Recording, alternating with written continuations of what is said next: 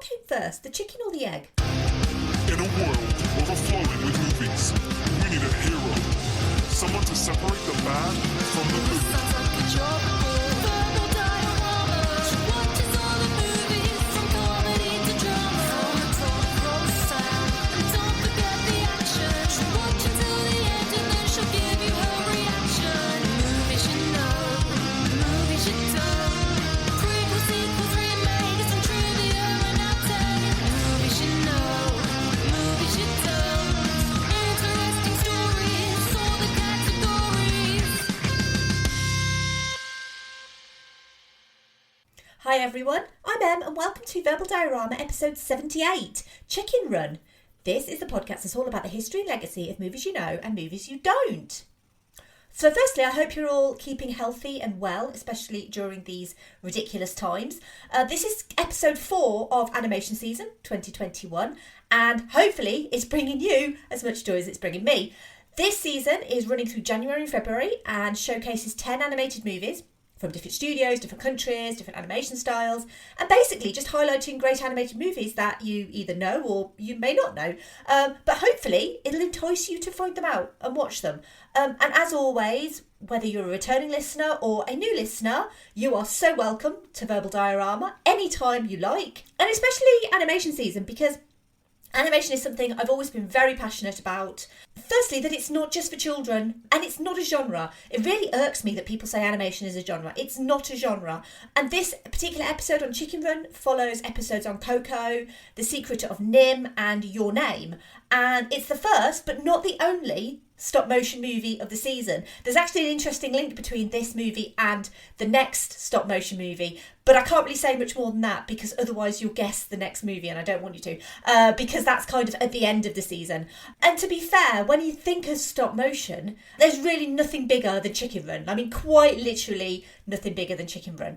I just wanted to say as well, because so many people have messaged me to say how much they enjoyed The Secret of Nim and about how happy people have been that I'm actually focusing on these slightly older movies, especially the older, traditionally hand-drawn movies that people grew up with, and that over time seem to have been forgotten. Everyone remembers the Disney movies, especially the Disney Renaissance movies, but something like The Secret of Nim isn't really talked about much.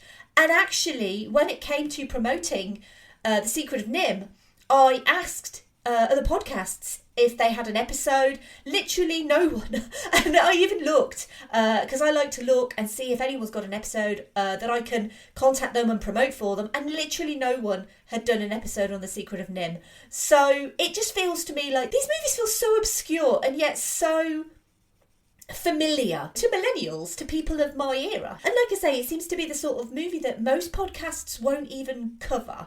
So I'm genuinely really thrilled and really touched to be one of the few to cover a movie like The Secret of Nim, and also to get such really lovely feedback on the episode. Similarly with Your Name, it feels like I kind of started big with Coco, and then I've kind of got a bit obscure for 2 episodes, because obviously Your Name is very well known in Japan. It's not as well known here in the UK.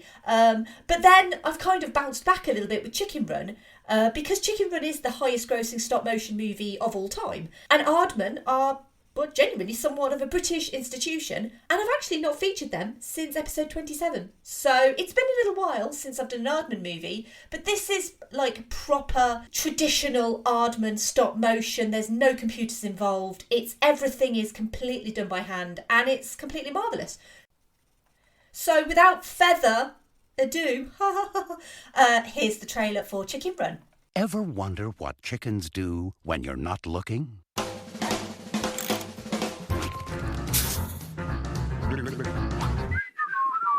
Operation Cover Up! No chicken escapes from Tweedy's farm! We've got to get out of here.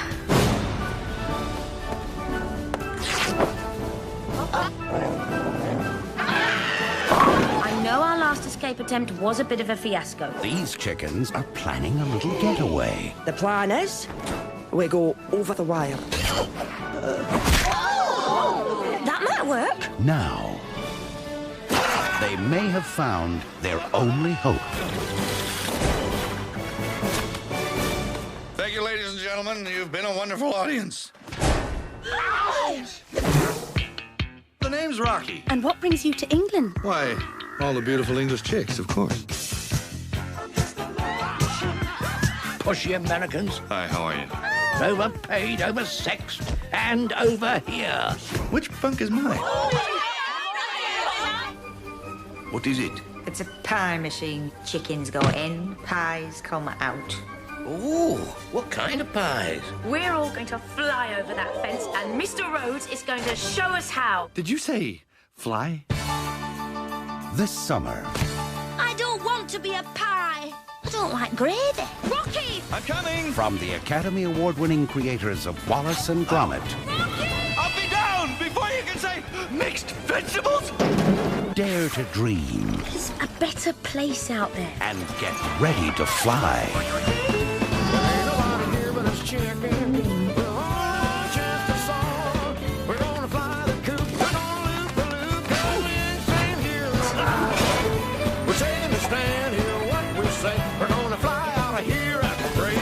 In the quite likely event of an emergency, put your head between your knees and Kiss your bum goodbye.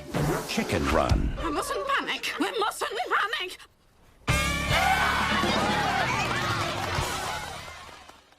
A coop of chickens live a regimented life of egg laying on a Yorkshire chicken farm run by the bumbling Mr. Tweedy and malevolent Mrs. Tweedy. The chickens, led by pragmatic and hopeful Ginger, keep trying to escape Tweedy Farm, but always get captured. When a fellow hen is slaughtered for not laying any eggs, their situation turns desperate. A flamboyant American rooster flies into the coop, and the hens hope he can teach them to fly to freedom. However, when Mrs. Tweedy realises the profits are in chicken pies rather than eggs, a pie-making machine is installed. The hens' need to escape becomes even more urgent. But can chickens fly? That is the question. So let's go quickly through the cast of this movie. I'm going to try and avoid making chicken puns, but to be honest, if I think of a chicken pun off the top of my head, it probably will just fly out of me. The cast of this movie, we have Julia Sawalha as Ginger, Mel Gibson as Rocky, Miranda Richardson as Mrs. Tweedy, Tony Haygarth as Mr. Tweedy, Benjamin Whitrow as Fowler, Timothy Spall as Nick, Phil Daniels as Fetcher, Jane Horrocks as Babs, Imelda Staunton as Bunty, and Lynn Ferguson as Mac. So the story was by Peter Lord and Nick Park. The screenplay was by Kerry Kirkpatrick, and it was directed by Peter Lord and Nick Park. So before we start talking about the origins of Aardman and of Chicken Run as a concept, we need to go back, way back, to 1943 and to a high-security German prisoner of war camp, which was called Stalag Luft 3 in Zagam, Poland. Based on the non-fiction book of the same name, a fictionalised version of the real mass escape from this prison of British Commonwealth prisoners was released to great acclaim as a movie in 1963, starring Steve McQueen, James Garner and Richard Attenborough. And while this movie was based on real events, it was highly dramatised and contained fictitious characters and significantly increased the involvement of the American prisoners of war to appeal to an American audience. I am, of course, talking about The Great Escape, one of the most beloved and well-known war movies ever made. And I think the link between The Great Escape and Chicken Run is pretty obvious. The plot, imagery and music borrow very heavily from The Great Escape. I mean, this was completely intentional because it started out as a spoof of The Great Escape. Aardman, of course, is a genuinely British institution. They've been making animation since 1972. They were founded by Peter Lord and David Sproxton. Their most famous first creation was the clay stop-motion children's TV character Morph, who debuted in 1976 in Take Heart. They became household names for their use of claymation, and especially the stories of hapless Wensleydale-loving Wallace and his mute, sensible dog Gromit, which was created by Nick Park, and also the Peter Gabriel's music video for Sledgehammer. A Grand Day Out came out in 1989 and lost the Best Animated Short Oscar to its fellow Aardman production Creature Comforts. Aardman's work has amassed a total of 4 Oscars and 5 BAFTAs.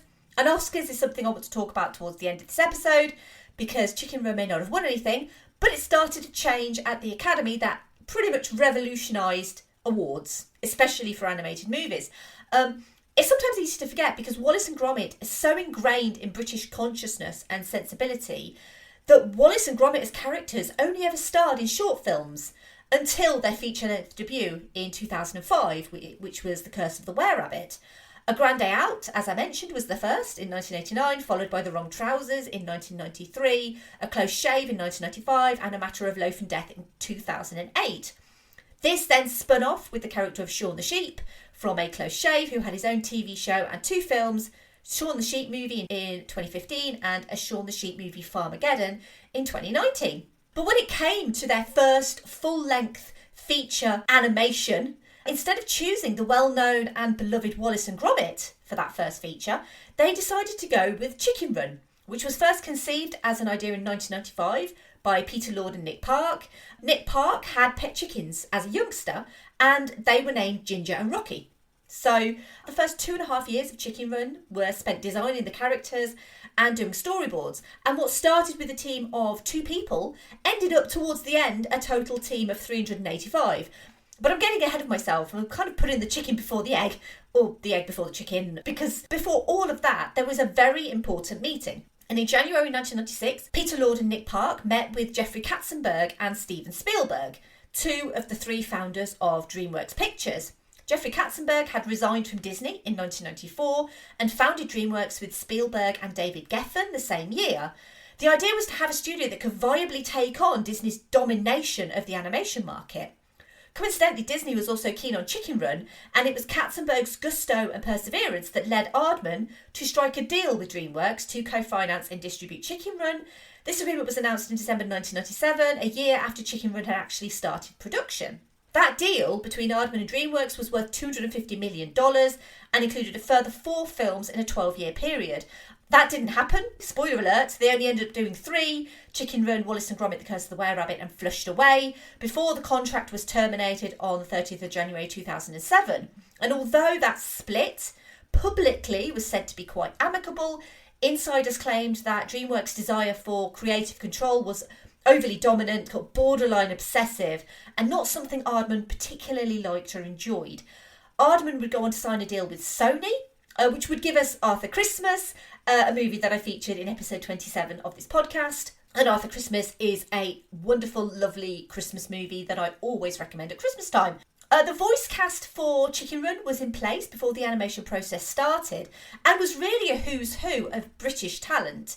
Julia Sawalha might not be a worldwide name, but here in the UK, millennials grew up with her. Firstly in children's TV shows like Press Gang, and then in Absolutely Fabulous as Eddie's pragmatic daughter Safi. Benjamin Whitrow, who I most remember personally from 1995's Pride and Prejudice as Mr. Bennet, Jane Horrocks, who was also in Ab Fab, and also most well known cinematically for her lead role in the movie Little Voice, and obviously Imelda Staunton, who's, Dolores Umbridge from the Harry Potter movies, and Miranda Richardson, who literally everyone in Britain knows as Queenie in Blackadder. And so you had all of this amazing British talent, and then you had this kind of outsider character in the character of Rocky. And having that character be American wasn't the filmmaker's first choice, because they originally thought an Irish character would be better. But making Rocky American proved to be pivotal for the production to appeal to an American audience, as well as kind of using that fish out of water or chicken out of the coop, or however you want to say it. Is chicken out of the coop a thing? I don't know, I'm making it a thing. So the fact it could inspire a lot of comedy to have that kind of chicken out of the coop kind of thing. The cultural divide, and like The Great Escape as well, to add a Steve McQueen style hero with that kind of level of Steve McQueen charisma. And I kind of just want to make a quick point about Mel Gibson, because I've never kind of strayed away from talking about problematic actors or directors. And I don't go out of my way on this podcast to feature movies to promote someone who is problematic. And I've kind of said it before that you have to separate the art from the artist. And I feel that way about Chicken Run to a certain degree. Not so much as kind of other people that I've featured on the podcast in the past. But I'm going to go on record to say that Mel Gibson seems like an absolute piece of trash. I've heard stories about him being sexist, anti-Semitic, homophobic, racist. I believe he's been accused of an ex-partner with domestic violence. So, he seems like a completely vile person. The fact that he seems to still have a career in Hollywood, I think, points to some severe white male privilege. And I'm not suggesting that he's not talented, because he clearly is. I mean, you know, he's been an actor for decades, he's been a director for decades. But, you know, talent is no excuse for your behaviour, and nor is the claims that a lot of the things that he did and said were under the influence of alcohol. You know, I just think he comes across as a really, really vile person. I mean, it's worth noting, however, that he has not been cast in the sequel to Chicken Run, but then neither has Julia Sawalha. And this is kind of what I have a bit of a problem with, because Julia Sawalha not being cast as Ginger in the sequel, I actually tweeted about it when it all came out. And my Twitter response ended up in like top tweets, and it got a load of likes and comments and retweets and stuff like that. So it's literally Julia Sawalha is literally like the highlight of my Twitter. But I still maintain that Julia Sawalha, her role as Ginger, is the passionate beating heart of this movie. And so the sequel to me doesn't feel right without her involvement, and I'm really sad that it's going ahead without her. And the main reason it's going ahead without her is because apparently she claims that they told her she sounded too old. I mean, it's 21 years after the original. Obviously, the original movie came out in 2000. And, I mean, it's ridiculous. She's only 52. I mean, it's not like she's ancient. And personally, I kind of feel like Netflix, who are producing the sequel along with Aardman, I think that everyone involved should be very ashamed by that decision, personally. I'll talk about the sequel a little bit later, but that decision, I completely understand the Mel Gibson decision, because he seems to be a completely vile individual, but not Julia Sawalha, because she does not deserve to be treated this badly. Anyway, just going on a bit of a rant about the sequel, let's go back to Chicken Run. Because as it happened, when they were recording the lines for Chicken Run, Mel Gibson couldn't travel to London to record his lines, and basically the rest of the cast all recorded their lines together, and he ended up recording them in Vancouver. And that also meant that Aardman could bypass the US Screen Actors Guild rates, which was fortunate for them because they couldn't actually afford to pay them, and Jeffrey Katzenberg didn't want to pay them. For Ginger and Rocky's scenes together, they felt that having the two actors record together would be beneficial. And so Peter Lord, Nick Park and Julia Sawalha flew to Vancouver, except Julia Sawalha ended up being detained for an hour at customs before finally being allowed into Canada. And back to Jeffrey Katzenberg, I mentioned his particular attention to detail. Well, he wanted to be kept in the loop on everything. Pretty much every decision had to be run past him, every change in production. He wanted to know everything at all times. He would arrive on a private jet every 6 to 8 weeks into Bristol's tiny private Filton airport, which has since closed in 2012. He would bring his entire team, and he would check up on the production at Aardman's studio at Aztec West in Bristol.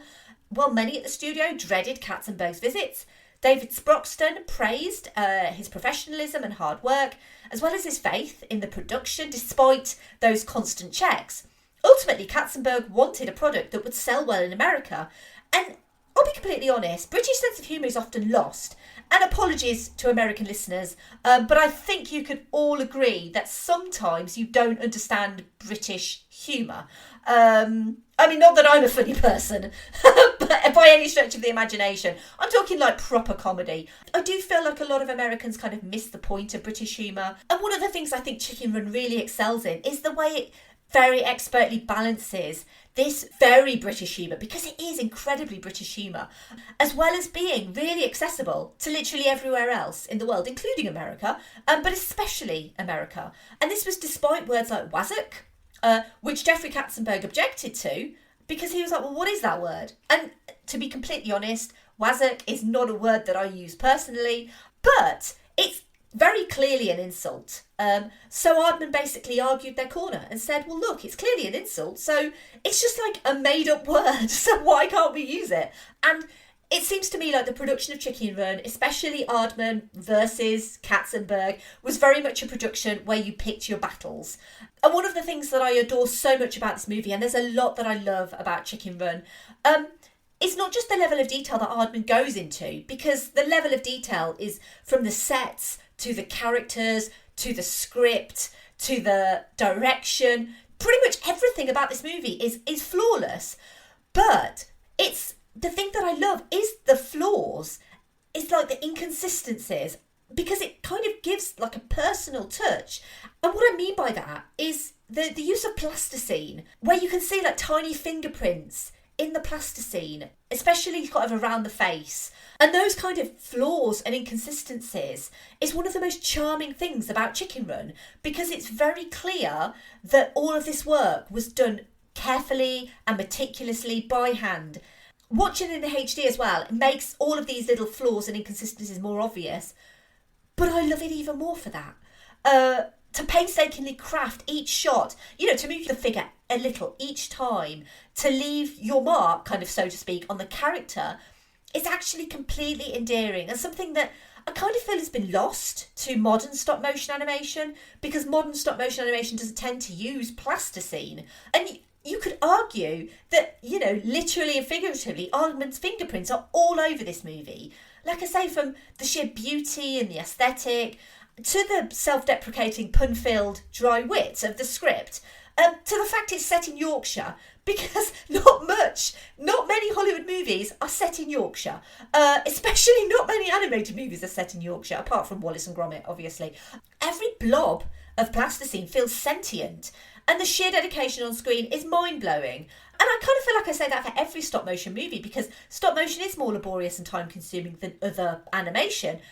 But the fact that it's plasticine, my nephew plays with plasticine, and the fact that you can make these beautiful, intricate figures out of it. I mean, let's be completely honest, not everything is made out of plasticine, because plasticine doesn't really work incredibly well under hot lights. So heads and hands tended to be plasticine, because they could be more easily manipulated. The bodies of the characters were made to look like plasticine, but are actually sculpted silicone rubber around a steel skeleton. So in total, 534 puppets were made. The roll call scene actually shows 150 of those puppets in two sizes. There were 16 gingers and 12 rockies, and each puppet cost around £3,000 to make. Only 3 to 4 chickens could be made in a week. The production in total used 4 tons of plasticine, and 100 seconds of footage was shot and approved per week. There were 30 sets, 125 model makers, 40 animators and 25 artists, as well as real knitting. Mrs. Tweedy's cardigan was knitted by hand, and Bab's knitting throughout the movie was also real. It was actually knitted with toothpicks. And it's really interesting, actually, because I mentioned in the episode on Coraline about Coraline's clothing, which was made intricately by hand as well. And there is a real difference between the knitting in Coraline to the knitting in Chicken Run, because the knitting in Coraline is, I don't know the knitting terminology. The knitting in Coraline is very tight. It's very tight knit. Is that? I think that's a word. So it's very tight. Whereas this is kind of very loosely knit, and it feels a little bit more like the character is an amateur knitter. When I'm talking about Babs, obviously, because she just knits all the time, but it feels a bit more amateur coming from Babs. But I really like that for a really nice character trait for her. Each animator as well was given a dope sheet on which lines were broken down phonetically, so they could select the correct beak shape for the character and new beaks. Now, whether it's a beak or a mouth, I'm calling it a beak, but technically it's a mouth because it has teeth. Anyway, maybe I'm thinking too much into it. But anyway, new beaks, I'm going to call it a beak rather than a mouth. New beaks were constantly being produced, and every change in the script would call for up to 400 new different styles of beak. So obviously the beaks had to be in all sorts of different shapes. So if you had an ooh, it would be look like a little trumpet. I mean, it's quite intricately detailed stuff. One of the most technical pieces to film was the building of the plane sequence, in which the camera pulls back through the hut as the chickens are performing numerous tasks, like sawing and hammering and sewing and stuff. This was achieved by the camera shooting the back wall of the hut first, and then basically, as they went through, constructing the hut kind of meticulously as they went, as the camera kind of pulled back. But this then caused another problem, because you couldn't have the foreground characters suddenly creating shadows on the background characters. And so to avoid that, they cut bits of the set away frame by frame with a Stanley knife to avoid casting any background shadows. Director of photography Tristan Oliver stated it was impossibly sophisticated, and it took, and I quote, a bloody long time. I mean, obviously, there are plenty of brilliant poultry-based egg and chicken puns, poultry in motion, you could say, but try as they might, they could not get a "why did the chicken cross the road" joke in. They did try, but they fouled. That's a rubbish one. Why did I even say that? It's not even funny. I'm laughing at myself, at my ridiculousness. Let's move on to the obligatory Keanu reference. So this is a section of the podcast where I like to try and basically link Keanu Reeves to the movie that I'm featuring. And obviously Keanu wasn't in Chicken Run, and nor has he been involved with any Aardman production, nor has he made any chicken pies, as far as I'm aware. I mean, he might make an excellent chicken pie. Unfortunately, Keanu, I'm vegetarian, so I wouldn't be able to eat it. But one thing I did find, and it's a really tedious link, but I'm going with it, he was parodied in Robot Chicken, Season 1, with an ad for his very special brand of sausage, which celebrities like William Shatner and Christopher Walken loved putting in their mouths. The only thing I can't ascertain is if it was a chicken sausage, but obviously, you know, Robot Chicken, Chicken Run, it's the word chicken, that's what I'm going with. It's also worth noting that Keanu does not star in Robot Chicken as himself. It's actually the wonderful Seth Green doing his voice, and it's actually a really good impersonation of Keanu. That particular little Robot Chicken sketch is available online. I'd never seen it before. It was literally, I did a Google search for Keanu and chicken, and that's what came up, and that's the level. Sorry. That is the level of research that goes into the obligatory Keanu reference. It's normally just Keanu and a word or the title of a film. That's basically it. I'm giving away all of my podcast secrets now, and humiliating myself at the same time.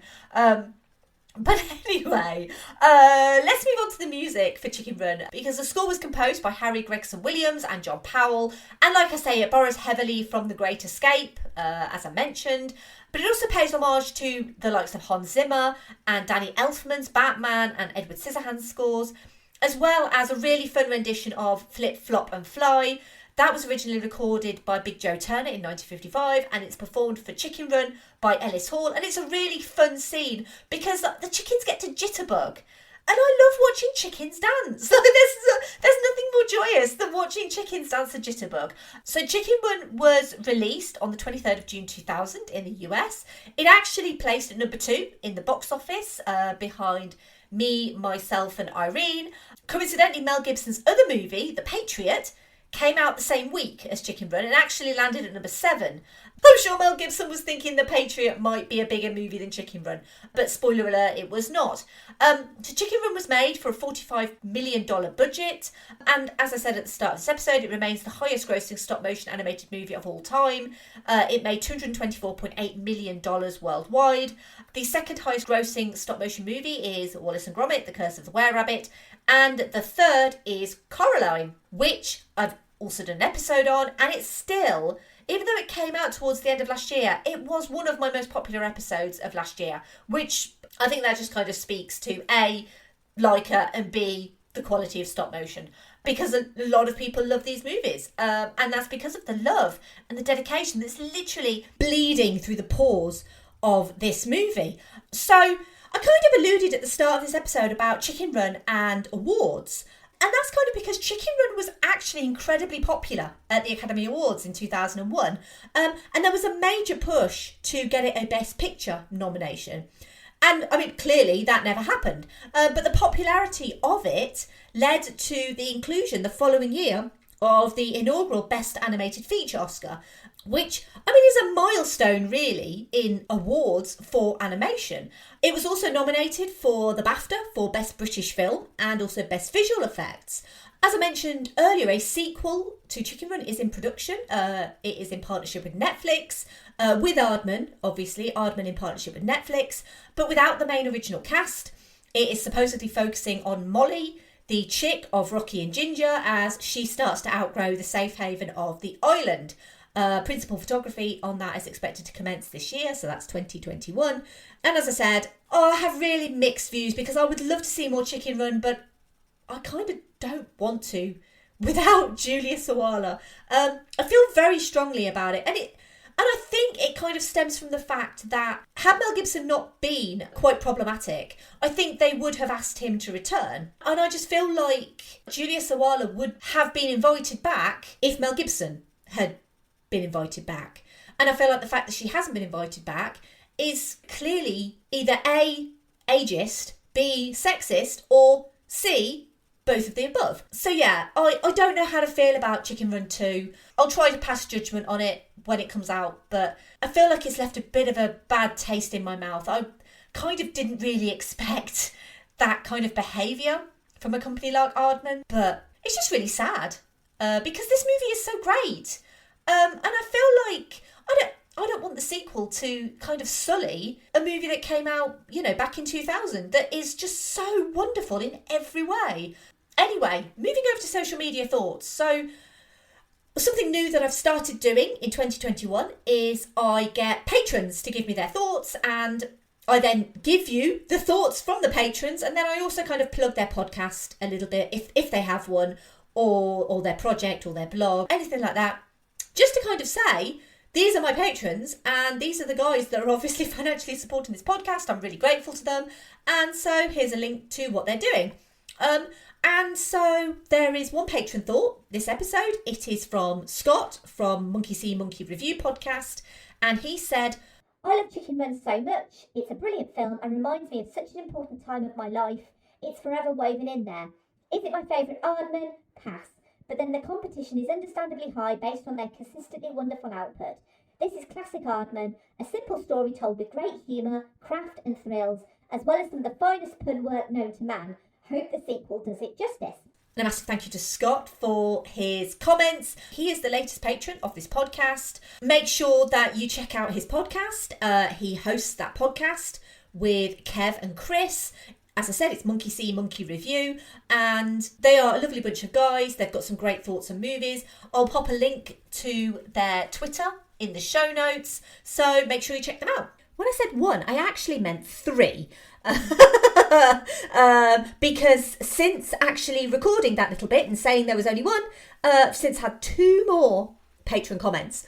And even though those comments came not from Patreon, I'm still going to treat them as patron comments, and they're still going to get a little plug and links and everything like that in the show notes, because that's how I like to treat my patrons.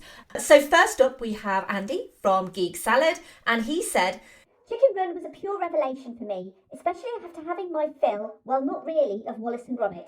Nick Park's amazing stop-motion techniques still amaze me, and its humour is spot on, sophisticated and quite honestly a lot of fun. While I'm not the biggest fan of Mel Gibson, don't get me started on Braveheart, I thought he did a good job. But Julia Sawala is truly the star of this movie. I have been a fan of hers since Ad Fab, and it was great to see her getting a starring role, albeit as a chicken. And Jess agrees. Andy's been on this podcast before. You know Andy from Geek Salad, and he's also commented a lot before, but he's one of the hosts of the excellent Geek Salad podcast. They have been running for 12 years and they are pretty wonderful as podcast goes. So yeah, make sure you check them out, and I'll obviously put a link and everything in the show notes. And also we have final patron thought, which has come from Emily from I Drink Your Podcast, and she says, my love for Wallace and Gromit carried over into my love for this movie. The story is silly and fantastic, filled with such innovative and extravagant escapes. I love the empowering and strong female characters, and also the animation of how the chickens talk and whistle. Emily is also one of the patrons of this podcast, and she's one of the hosts, along with Ben, Matt and Wesley of I Drink Your Podcast. Their podcast purely focuses on the movies of 2007. I'm actually going to be guest hosting on their podcast in a few months. So listen out for that and listen to those guys. And obviously I'll put some links in the show notes. Right, moving over to Twitter. So we have a few comments over on Twitter about Chicken Run. At SWO Productions said, I have never even heard of this movie. I mean, it's a comment. Fair enough. If you've never heard of it, that's absolutely fine. At NFTDT, this is Dave from Not For The Dinner Table. He said, this was one of the first films I owned when I got a DVD player. Absolutely brilliant. Such a great cast. But Jane Horrocks as Babs was definitely the standout for me. I don't want to be a pa. I don't like gravy. Sorry, that's my really bad impression. I'm so sorry. I don't want to be a pie. I don't like gravy. And he finishes with a rolling on the floor laughing emoji times 3, which I'm sure he laughed at the movie. He did not laugh at my impression just then. And finally, at _son of Ben _ the stereotypical Yorkshire farmer played as Mr. Tweedy is brilliant. His part makes me laugh every time. Moving over to Instagram, we have at FWM _ pod who said, the humour in this movie is timeless, an absolute delight. And we don't have any on Facebook, but as always, a massive thanks to everyone who took the time to give comments on Chicken Run. It feels like Chicken Run exists at a time that has kind of never before been seen and will kind of never see again. It's a time when stop motion, you know, especially feature-length stop motion, was still a bit of a novelty. A time when everything was done by hand. When Dreamworks was just about, and I'm going to come to that, still funding traditional animation. While it feels like newer Aardman productions, like Early Man, for example, have lost their way a little, Chicken Run just kind of heralds this real golden age of great storytelling, great characters, and beautiful stop-motion animation without any influence of CG, unlike Flushed Away and Arthur Christmas, as much as I love Arthur Christmas. And it's also not related to any existing IP either. It's exactly the sort of visually complex, simple, fun storytelling and beautiful, very laborious stop-motion animation that I live for and that this podcast lives for. Quite honestly, it's simply exceptional. And yes, I need to work on my chicken pun. Okay, I'm being ridiculous. Thank you, as always, for listening. I would love to hear your thoughts on Chicken Run. If you do like this episode, please take a moment to rate and review in something like Apple Podcasts or Podchaser. Ideally 5 stars, especially if you really enjoyed it. Or you can tell your friends about this podcast and spread the word about Verbal Diorama. If you did like this episode on Chicken Run, you might also like the following episodes.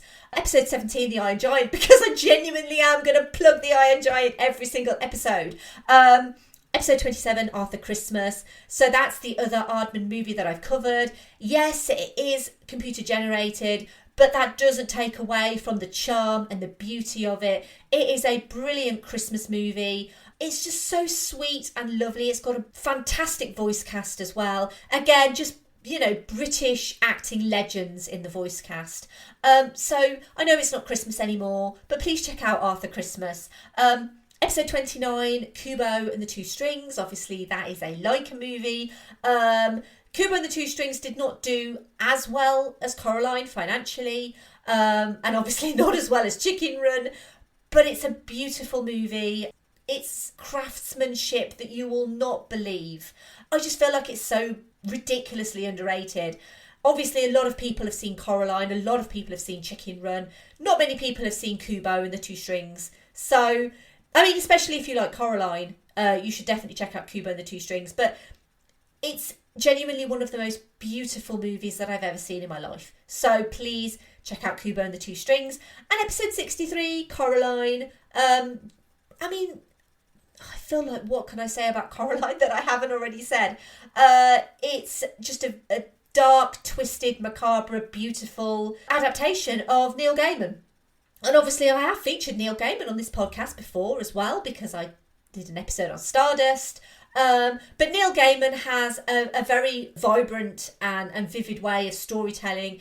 And it's something that I feel like Leica just does perfectly. And yeah, like I say, Coraline is the 3rd highest grossing stop motion animated movie, and Chicken Run is number 1. So if you like Chicken Run, I guarantee you will love Coraline. Give me feedback on my recommendations. As always, let me know. No one ever has let me know, by the way. But if you feel like I've missed something, then please do let me know.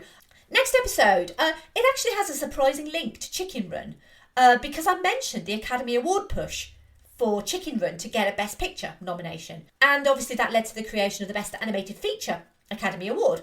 And the movie that won that inaugural award was Shrek. And Shrek is the focus of the next episode of Verbal Diorama. This is a complete coincidence too, I might add. I did not plan to do this. I wasn't actually aware of the link between Chicken Run and Shrek until I started researching Chicken Run. And obviously by that point, Shrek was already in the calendar to do. But it's a lovely link between the two movies, and I'm really excited to talk about Shrek, which is again another Dreamworks movie. Chicken Run's the first Dreamworks movie that I featured. Shrek is the second Dreamworks movie. And yeah, I'm really excited to talk about Shrek. I think there's a lot. I haven't seen Shrek for a long, long time. I've seen Shrek 2 more than I've seen Shrek. So I'm more familiar with Shrek too. But I'm really looking forward to revisiting Shrek and really going into Shrek and how Shrek came about, because Shrek is a really important movie in animation. So join me next week to talk about Shrek. You can follow me on Twitter, Facebook, Instagram and Letterboxd at Verbal Diorama. If you wish to support the show financially, you're under no obligation, but I have a Patreon, which is patreon.com/verbaldiorama. And if you would like to support the show, feel free to sign up on Patreon. The tiers start from $2 a month.